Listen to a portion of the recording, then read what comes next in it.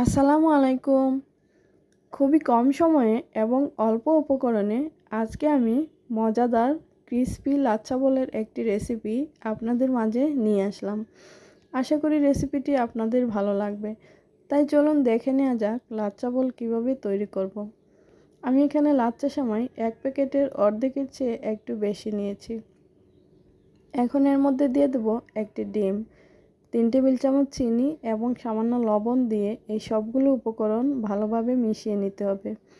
মেশানো হয়ে গেলে এখন এর মধ্যে দিয়ে দেব সামান্য তেল। তেলটা আমি দিয়েছি বল বানানোর সময় যেন হাতে লেগে না যায়। এখন এরকম ছোট ছোট বলের মতো করে বানিয়ে নিতে হবে। তারপর এগুলো চুলার আঁচ মিডিয়াম হিটে রেখে লাল লাল করে ভেজে নিতে হবে। এখন এর উপরে দিয়ে দেব কনডেন্স মিল্ক। কি বলবো, খেতে মাশাআল্লাহ দারুণ হয়েছিল।